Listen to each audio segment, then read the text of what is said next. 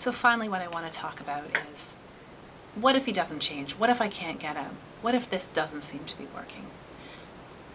In having this conversation, I want to remind you that one of the principles of the work that we do in Caring Dads and in this model of service is that dad's involvement in intervention should have the potential to benefit kids regardless of men's progress or lack of progress in making change. I think it's also important to recognize that not all fathers are going to change. In longitudinal and in intervention studies, there is a subgroup of men, maybe about 1 in 5, who are most likely to reassault their partners, who have the longest and most complicated histories of domestic violence perpetration, and who are least likely to change. These men are most likely to reoffend quickly and to perpetrate the most severe violence against their partners. So, what can you do, and what can you think about when change doesn't seem to be happening? There are 3 things that we're going to suggest: recognize, communicate, and respond. So let's talk about recognition first. I think, first of all, it's important to recognize, as I said, some men may not be able or willing to change at this point of time. The guys who are most unlikely to change, as I said, have a long history, but also they look a little bit different even in their intervention with you or their interaction with you.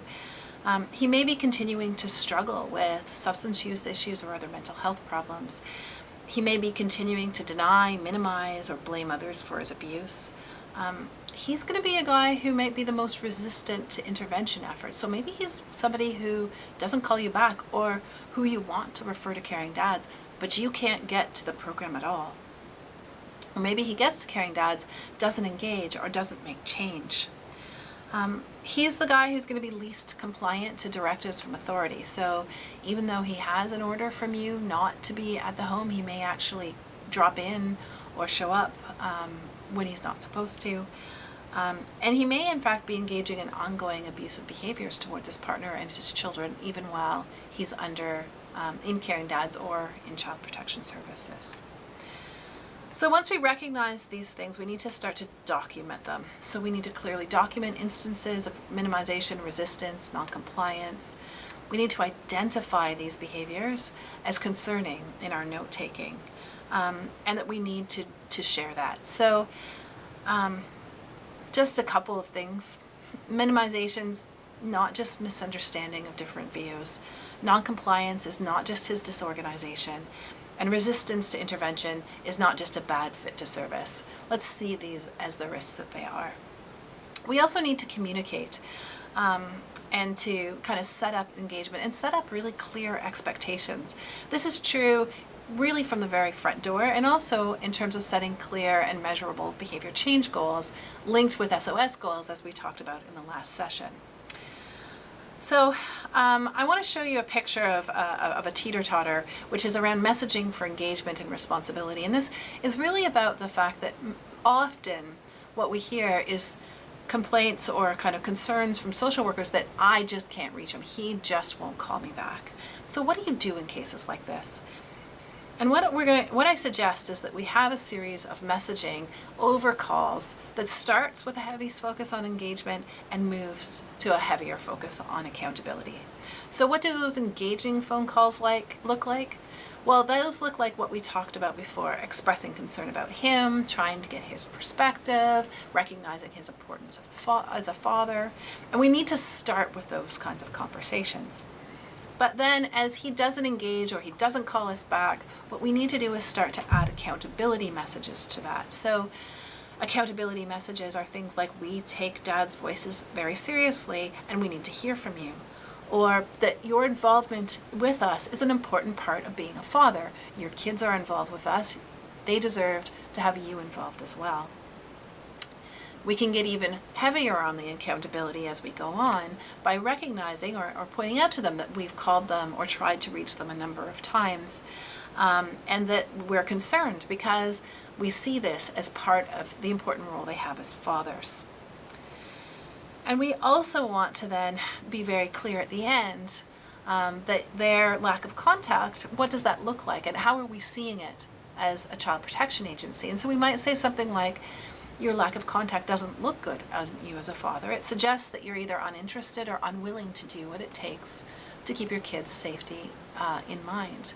And that although we would like to hear differently and that we're open to hearing what you have to say about this, that we need to make a record of our interactions in this way. And once we have these notes, we need to communicate. We need to communicate with fathers about clear expectations and other people who might be involved in fathers' lives. And we also need to communicate with moms, because moms are often hopeful that he's going to change and can erroneously see his involvement with the agency or with a program like Caring Dads as evidence of increased safety. We need to help moms understand that what change we're looking for, what goals that we set, and what is expected from him as a father. So communicate with her that his engagement or compliance or change is important to her safety and to the safety of his children.